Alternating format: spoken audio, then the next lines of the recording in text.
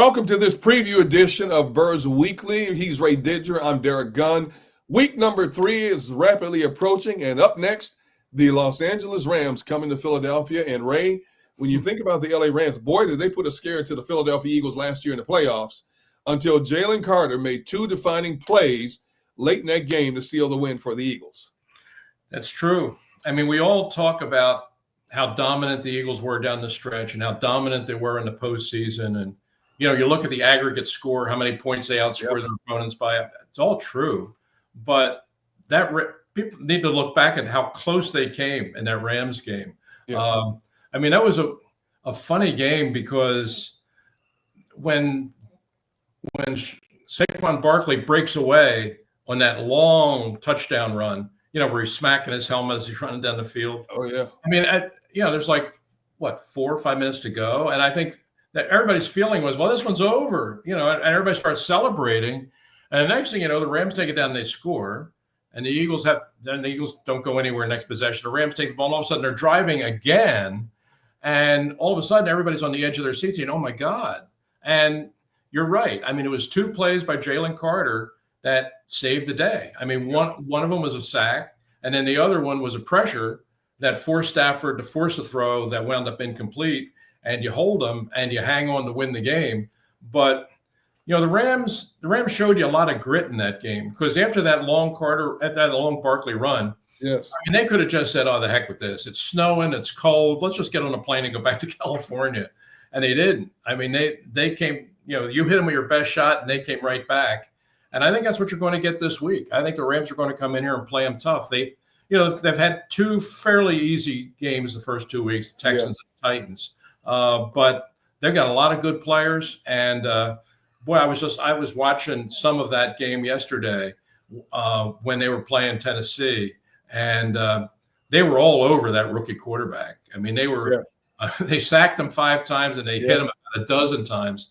And they can bring it. You know, they can get pressure on the quarterback, and the Eagles are going to have answers for that and try to see if they can get Saquon Barkley reestablished in their offense because this is going to be a tough game. I really think this is going to be a tough game for the Eagles. This Rams team, as you just mentioned, offensively loaded with talent. And I want to start with the biggest offseason acquisition they made in bringing in Davante Adams. To me, I still think at this stage of his career, he's still the best route runner for a receiver in the National Football League, Ray. Wow. He is very good. He is very good. I will grant you that. I'll tell you who I think is a great route runner. Okay. And I'm going to be accused of having a Philadelphia bias. Okay. I think Devontae Smith is a tremendous route runner. I agree. I think he is, and he has been this from Alabama. I mean, you go all the way back. I mean, he was this good then. He just has a very uncanny sense of space and timing in the field that, I mean, the big catch he made in Sunday's game that against Kansas City is exactly it's sort of the definition of what he is. If you wanted to, if you wanted to ask somebody, what is Devontae Smith? Who is he? What is he? You know, some people would put on the touchdown in the Super Bowl, you know, the dagger touchdown that puts the game away, the down the field great catch. You could, and he's clearly capable of making that play and does make them. But to me, this play is more the definition of him. I mean, his ability to create room and get separation and make a big catch where few other players could. And it's just a matter of timing and body control and anticipation that I just think he's an extraordinary player. I mean, A.J. Brown is the number 1 guy, and he's the guy most people think about. But, boy, I mean, Smith has been from his days at Alabama, and to me, an extraordinary receiver and just a great route runner. Adams is very good, too. I mean, he's been and has been for a long time. And I think that with the Rams and with McVay calling the plays and playing with a quarterback like Stafford, it absolutely maximizes that part of his game. And you've seen it now through 2 games here, even though he's new there. I mean, it looks like he's played there forever. So he's going to be, for an Eagles secondary that's still sort of feeling its way. Yeah. I mean, Puka's going to get his touches for sure.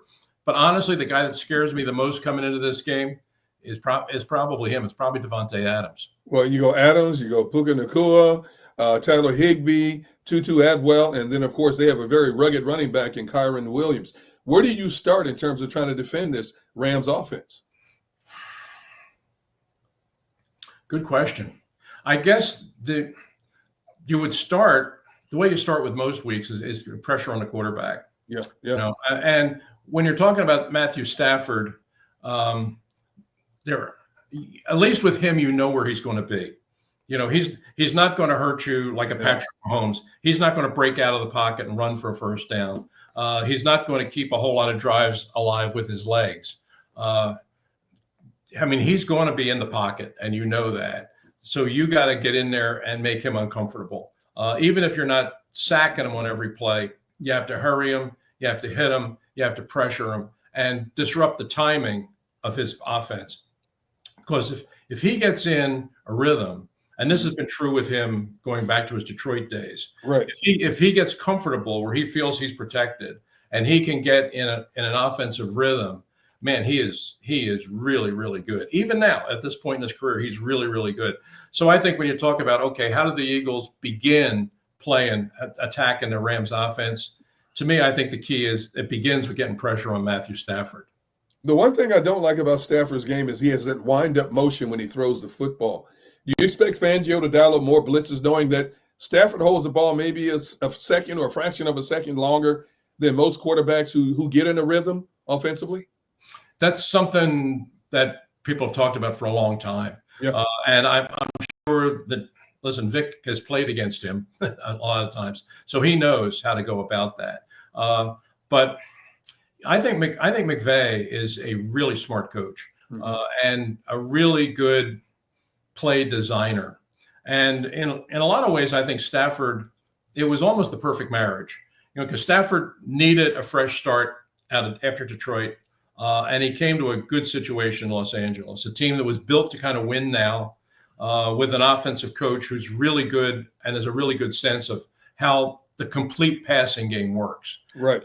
And with Stafford, he has a quarterback that has a tremendous understanding of that and the patience to stay in the pocket, and a guy who still, to this day, throws a sweet ball downfield.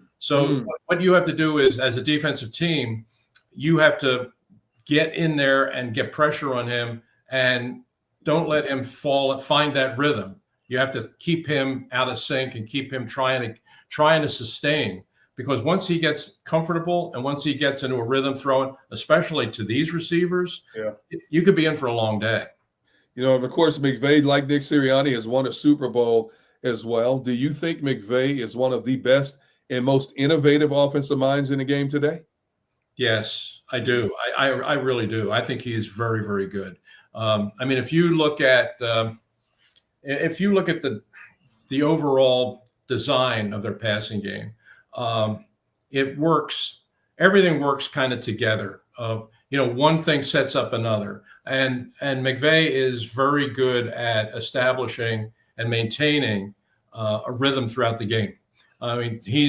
When his team is clicking, when his Rams are clicking, and he's calling the plays, there's a real they play the game at their pace, and it's not Chip Kelly like it never appears hurried, but it's just at you're playing the game as a defense. You always feel like you're playing at their pace. Yes, you're playing. This is the way they want to play, and it's a very uncomfortable position to be in defensively.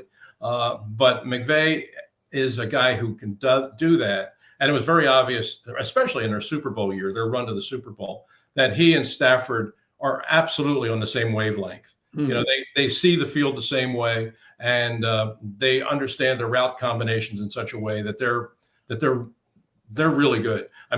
If they get the feeling like they have control of the game and they understand what you're trying to do, and you can block them, they can just pick you apart. And that's kind of what they did in the game against Tennessee. They got to a slow start, but in the second half, they just got it going. And once they got it going, I think they scored on every possession. And that's the kind of thing that the Eagles can't allow to have happen Sunday. As you said, Stafford's been doing this for a long time. But when you look at the so-called experts and the pundits who like to come out with their top 10, top 5, top 10 quarterback rankings across the National Football League, very seldom is he mentioned among the top 10. I mean, guys like Jane Daniels are getting more accolades than a Matthew Stafford, and he's done it time and time again. Do you think he's underrated, underappreciated for what he's accomplished and his overall abilities? Yeah, I kind of do. Which is a little bit unusual when you consider when he came out of Georgia, he was the first pick in the draft. I mean, he was numero uno in his draft class. So it's not like he's a guy that came out of a small college, or he's not like he's Kurt Warner or David Craig or somebody that came from nowhere and all of a sudden started putting up big numbers. Matthew Stafford had the pedigree coming in, but he had the misfortune of going to Detroit, and at a time when the Lions couldn't get out of their own way. And he took, as quarterbacks do in that situation, he took a lot of what I thought was unfair criticism. I thought he was in a situation where the front office let him down, coaching staff let him down, and as the quarterback, he bore the brunt of it. But I always liked him. I mean, I liked him a lot as a college player, and I kind of felt bad for him in Detroit. I thought he was a guy that deserved a better fate. Yeah. And when he was traded to Detroit, I mean, there were a lot of people that said, "Oh, what are they giving up? Yeah, why are they bothering with him? He's old."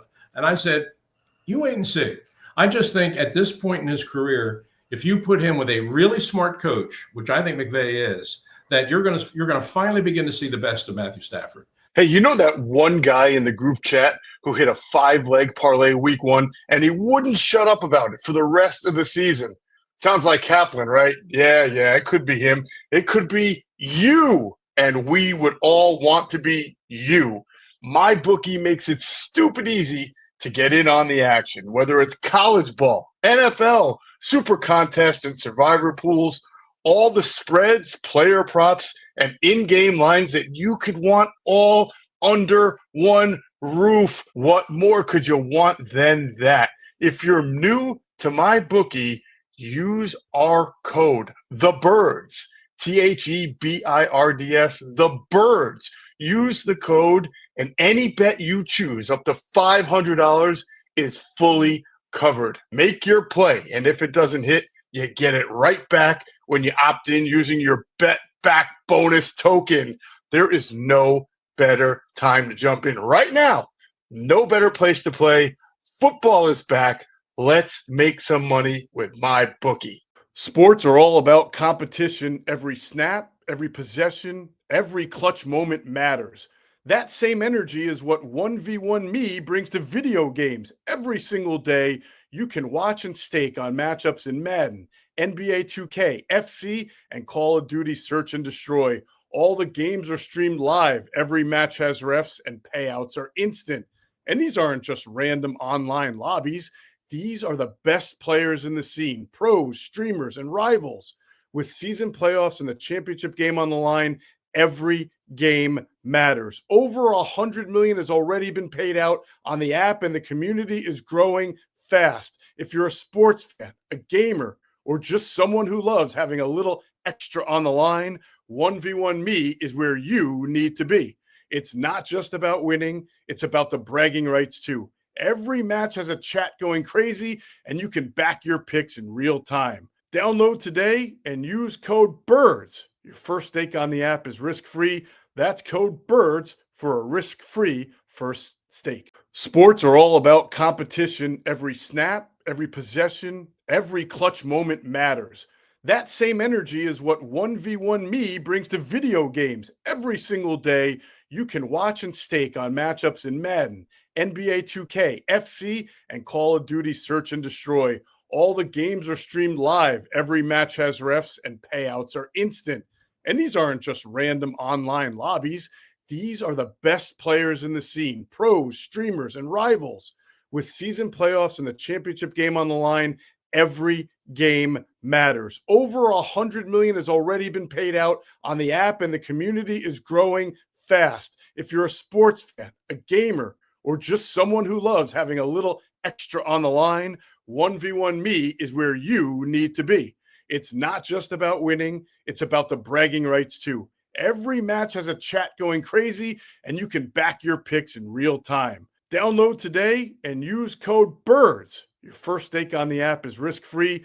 That's code BIRDS for a risk-free first stake. And lo and behold, he goes and wins a Super Bowl. Now, there's a whole nother discussion that grows out of this, which is, and I've had this with a few people, including a couple people at WIP, is Matthew Stafford a Hall of Famer? Well, I don't know. I mean, you can make I don't think he is. He's not. To me, I don't really think about that. When a guy's playing, I don't worry about is he a Hall of Famer. Just, that's a conversation for after a guy retires, and you can kind of put the whole thing in perspective. I don't worry from week to week if a guy's a Hall of Famer or not. If you got to play him this week, you got to find a way to beat him this week. Canton, that's down the road. We'll worry about that down the road. I just worry about the here and the now. And that's where the Eagles are this week. They have to find a way to beat him and slow down this offense. And to getting back to your original point where does it begin? It begins with getting pressure on him. That's where it starts. I'm going to go out on a limb and say I believe this is the week Saquon Barkley finally crosses the century mark in terms of rushing yards. Last year in the playoffs, he had 205 yards rushing against this Rams team. They're not a big defensive front. Their heaviest body along the defensive line is a 5'11" nose tackle named Poona Ford. Do you think this is where number one, I think the Rams are going to try to stack the line of scrimmage the way Dallas did, the way Kansas City did. But I think because they're so smallish in that defensive front seven, I think this is where the Eagles offensive line gets its act together, manhandles the trenches, and Saquon goes over the century mark. Well, that's certainly the way it played out last year. Yeah. I mean, the regular season game in Los Angeles, he had, 235? I mean, broke the club record for the rest of the game, and then did it again in the playoffs. So for that very reason, I mean, they're a smallish upfront defensive team, and that Eagles offensive line, I mean, 330 across the front. They just manhandle them. They just manhandle them, and Barkley had huge holes to run through. I mean, the Rams coaches are going to spend this whole week trying to figure out ways to fill those gaps. Yeah. How much you're going to attack with your linebackers. You're going to play a 7-man front, 8-man front, whatever you're going to do. I mean, they're going to prepare to do it. But I just don't see the way the Rams are built that matchup in the trenches that they can win it. I just don't see it. I mean, to me, it looks, even though the Eagles offensive line, to me, has not played particularly well through the first 2 weeks. Yeah. To me, this looks like a week when I think they can finally begin to assert themselves and play like the kind of offensive line we've seen them be in the past. Because I just think the matchups here sort of lend themselves to that. Well, if they do crowd the box, it's going to present a lot of one-on-one situations for A.J. Brown and Devontae Smith. Of course, the Rams, early in the game against Tennessee, they lose one of their best cornerbacks in Othello Witherspoon. How big of a loss is he? Significant. And I think that I don't think it's necessarily a game changer, but he's a good player that it isn't going to be easy to replace. And I think with the kind of defense you're going to see from the Rams this week, which is going to be a very heavy emphasis on jamming the line of scrimmage and trying to limit Barkley's opportunities, which I understand, where you're going to have to give something away in the back, which means you're going to have to there's going to be some one-on-one opportunities out there. Yeah. And if you don't have Witherspoon to account for one of those, then one of those guys, either Brown or Smith, is going to find themselves with some one-on-one opportunities, and I think that's a chance for them to break out and have a big game. Who do you like in this game and why? I like the Eagles, Okay. but Derek, I think it's going to be a really tough game. I really do. Looking around the NFC, you think about down the road. I mean, who are the teams that are really going to challenge the Eagles in this conference? I mean, who are the teams that you really worry about in the playoffs? I don't want to get too far ahead, but Sure. But you look around who, and right now I would probably say Green Bay number one. I mean, I think they're really good, and it wouldn't shock me at all if they're there at the end. But next up might be these guys. Yeah, I think the Rams are lurking, and so I think you have a team that's coming in here to play that is going to be a playoff team down the road. I think they are that good. Right now, because at home I like the Eagles, but I don't think it's going to be easy. I mean, 4.5 to me seems about right, maybe a little generous. I'll say Eagles 27-20. I think it's going to be like that, but I think it's going to be a game that's going to be certainly not a walkover. I think it's going to be another game sort of like the last two. It's going to be hard fought right to the end, but I expect the Eagles will find a way to win. I see the Eagles and Vic Fangio putting more pressure on Matthew Stafford because he's a statue, and he holds the ball a little bit longer than a lot of quarterbacks do, because they know if they let him get the ball out of his hands, somebody is going to be open with all the weapons they have. The Eagles have won 2 games based on getting breaks going their way. Mm-hmm. I think that's going to happen again. They're going to get a definitive break going their way in this particular game. And I think it's going to be another nail biter, just like you. I'm thinking it could be like 24-23, and it's going to come down to whoever has the ball last in this game.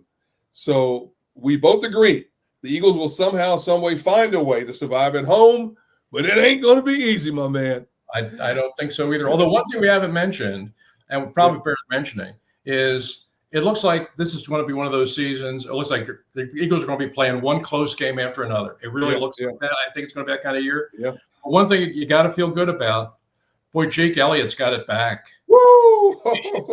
I mean, and I think every week is going to be, every one of these weeks, there's going to be a big kick that he's going to have to make. Yeah. Not necessarily a walk-off, but somewhere in the second half, early fourth quarter, there's going to be a big kick. And there was a stretch last year where you weren't all that confident, but now man, he's back in the groove now. I mean, that 58er that he hit in the game against Kansas City out in Kansas City. I mean, he just nailed that sucker. I mean, so he's got his confidence back, and if you're an Eagles fan, you got to feel good about that. Yeah, the 50-yard curse is behind him. Right? Hey, before I let you go, to get away from football for just a moment, you got another big play coming up. Tell us about the play and where we can see it and when, how, why, all of the pertinence of it. Yes, I have a play. I think most folks have heard about Tommy and Me, which is the play that I wrote about my long friendship with Tommy McDonald. That play has been running for 10 years, amazingly enough. This year will be its 10th anniversary.